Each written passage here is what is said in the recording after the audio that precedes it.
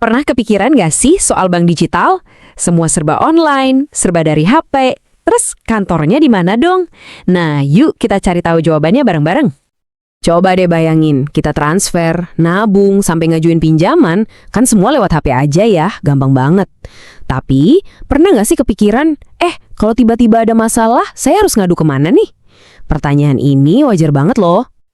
Nah, jawabannya ini yang mungkin bikin kaget. Umumnya, ya nggak ada. Beneran loh, mereka emang sengaja nggak punya kantor cabang fisik yang bisa kita datangin. Dan justru, inilah kunci dari semua model bisnis mereka. Oke, sekarang kita masuk ke bagian yang seru nih. Kenapa sih mereka nggak punya kantor? Ternyata ketiadaan kantor cabang ini bukan kelemahan.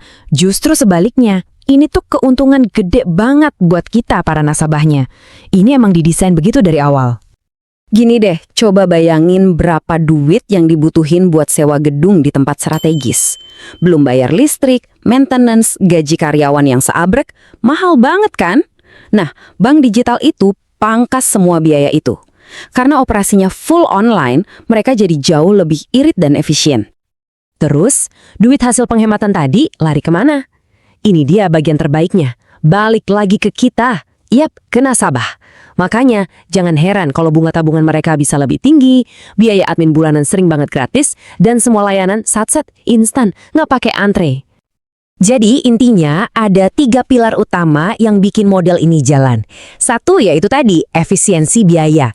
Nggak ada tuh biaya sewa gedung mahal. 2, akses 24/7. Bank jadi nggak punya jam tutup. Mau transaksi jam 3 pagi juga bisa. Dan yang ketiga, otomatisasi penuh. Buka rekening yang dulu bisa berhari-hari, sekarang kelar dalam hitungan menit aja, modal eKYC dan teknologi canggih lainnya. Oke, cukup teorinya. Sekarang kita lihat langsung aja di lapangan. Gimana sih rasanya? Bedanya apa gitu pakai bank digital dibandingin sama bank yang biasa kita datangin kantornya? Nih, lihat deh perbandingannya. Mau buka rekening? Di bank digital tinggal jepret KTP sama selfie dari kamar. Kelar. Perlu bantuan atau mau komplain? Tinggal chat atau telepon, nggak perlu pusing cari parkir terus ngantri. Tarik tunai pun gampang, bisa di ATM mana aja yang tergabung di jaringan bersama, atau malah pakai QR, semuanya benar-benar dirancang biar kita gampang. Tapi, pasti ada satu pertanyaan gede yang ngeganjel di pikiran kita semua. Kalau gedungnya aja nggak ada, berangkas raksasanya nggak kelihatan, duit kita aman nggak sih sebenarnya? Nah, ini nih kekhawatiran yang paling krusial, dan kita harus jawab ini. Yuk, kita hadapi aja pertanyaan ini terang-terangan. Kan yang namanya bank itu intinya kepercayaan, ya kan? Terus gimana kita bisa percaya sama sesuatu yang wujud fisiknya aja nggak kelihatan jelas? Jawabannya singkat aja, aman. Kenapa? Karena di zaman sekarang keamanan uang itu bukan lagi soal setebal apa tembok berangkasnya, tapi sekuat apa regulasi dan jaminan dari pemerintah. Ini poin paling pentingnya nih. Semua bank digital resmi di Indonesia itu diawasi super ketat sama OJK, Otoritas Jasa Keuangan. Dan yang lebih penting lagi, tabungan kita itu dijamin sama LPS, Lembaga Penjamin Simpanan. Sama persis kayak di bank konvensional. Jadi soal perlindungan hukum, levelnya sama, nggak ada bedanya.